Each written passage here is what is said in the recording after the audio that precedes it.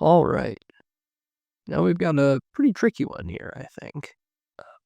Looking at Queen Jack 9 flush draw. Once again, cut off small blind, big blind, 30 bigs deep, single raised. And you see here we've got the small blind leading out nearly half the time for all small size.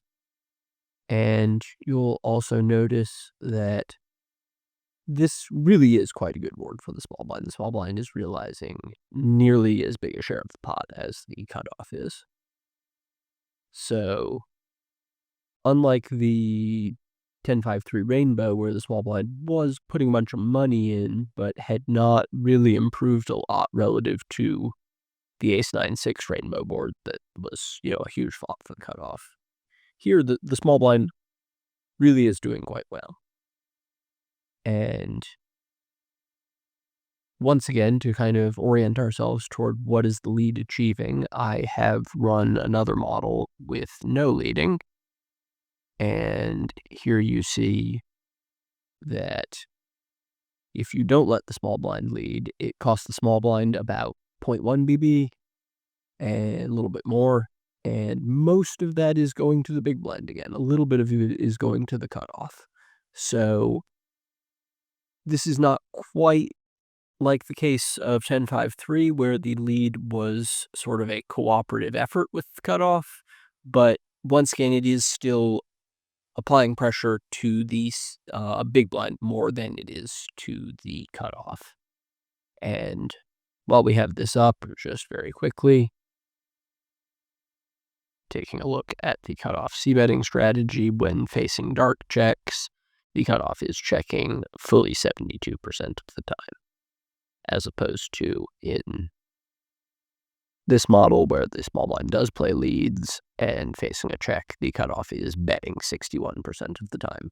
So, very big difference once again in the cutoff strategy. I'm not going to dig super deep into it. The basic idea is facing two dark checks, the cutoff can barely put any money in. It is just a rough spot where everybody has a great hand quite often. So, stepping back to this and once again, looking at the lead, this is truly messy stuff. As opposed to most of the examples I've chosen so far in this course, where there are kind of clean, rational, easy to explain strategies. Here, we're looking at real chaos. Just sorting by check frequency, that there are certain combos of ace-8 off with no backdoor, pure checking, 8-7 no backdoor, pure checking, ace-6 and 7-6.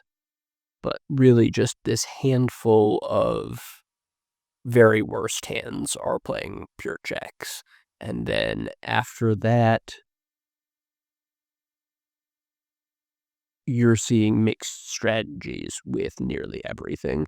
And then likewise, there is,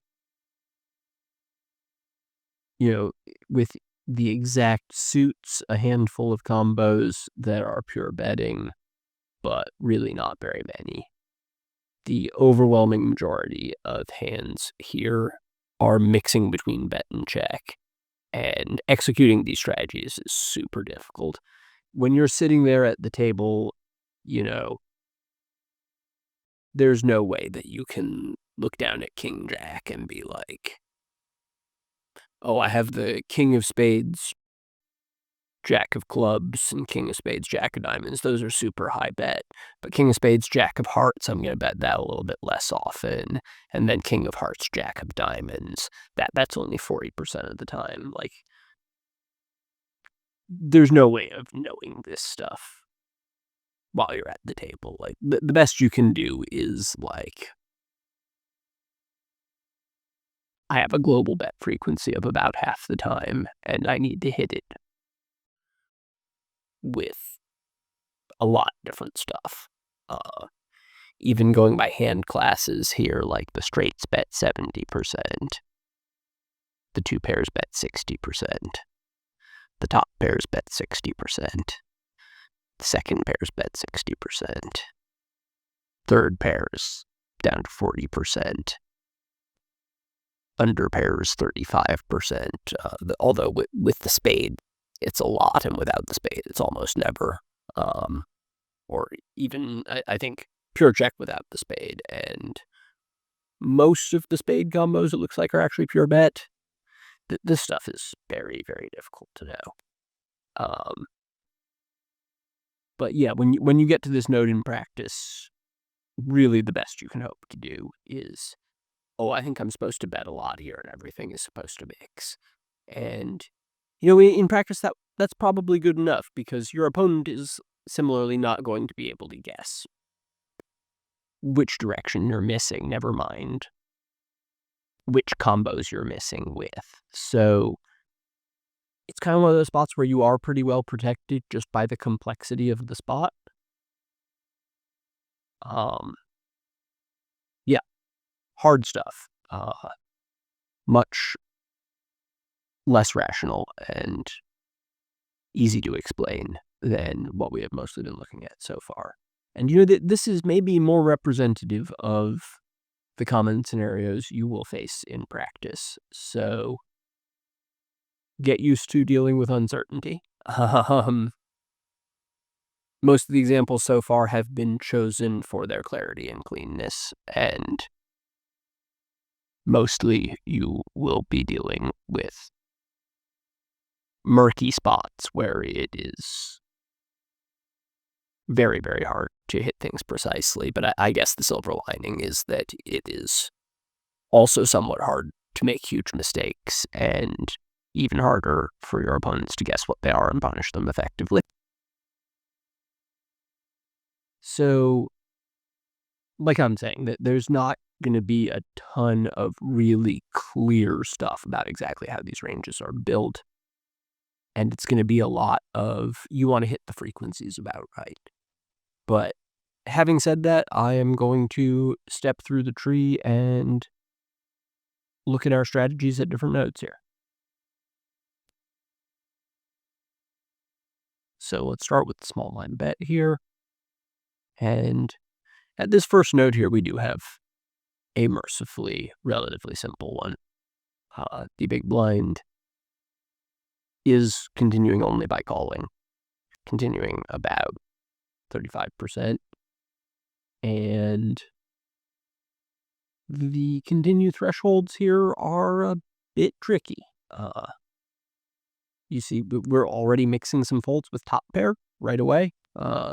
Queen 7, 6, 5 are folding a bit. That is already an intuitive one. I would not expect a lot of humans to find that in practice. And, as we're going through this, we can sort of start mentally compiling a list of, if I guess how my opponents are going to play, is that making me more or less excited about leading with weak hands or leading with strong hands relative to against an optimal response. So again, a little bit of folding with top pair.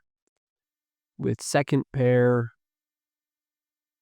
you are mostly but not entirely going to need some backup with it. So Jack 8 has a gut shot, and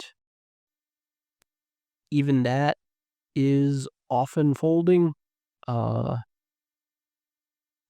Looks like you require the 8 of spades to call. With Jack 7, somehow that's just as good. The Jack 7 with the 7 of spades, that is better than Jack 8 with an offsuit 8.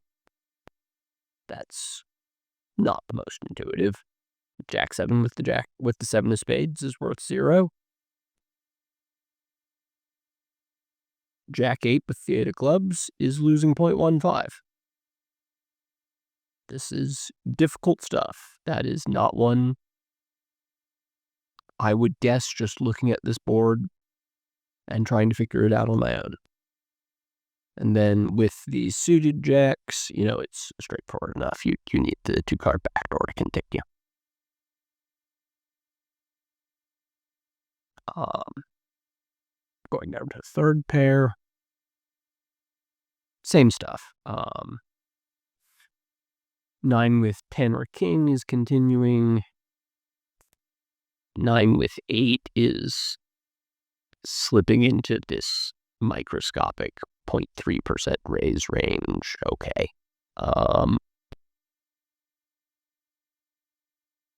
That is probably on its way converging out. Oh, that's 9-8 specifically with the flush draw. Other 9-8 is folding. And then, yeah. Other 9x, you just need the flush draw to continue. Then continuing some of this king high here. Not with the 8. The 8 is poison. Unless you have exactly king of spades, 8 of hearts. But with king 7 and the lower kings with the king of spades and a low heart is continuing. King of spades and a different low card is mixing. Really tricky stuff. It's hard to know where these thresholds are going to be. Looking at other hands beyond that, I mean, mostly it's just you need a flush draw or a pair, or mostly 10x is continuing, although some of this 10-7-6-5 is folding, but then 10 with a lower kicker is back to continuing. I'm guessing you are unblocking some of the weakest hands from both players by having the deuce. I think probably more importantly, unblocking the weak hands from the cutoff. The deuce in your hand is causing the cutoff to fold behind you a little bit more relative to when you have the 6. So yeah, lot of tricky stuff here around the very specifics of it, but the main thrust of it is you continue by calling, not by raising. And looking at when the big blind folds, cutoff is continuing extremely often, so that this B25 here is not really an efficient bluff. It's just pushing some money into the pot with a relatively strong range and, forcing the big blind to fold mostly pretty weak hands, but even some kind of medium ones.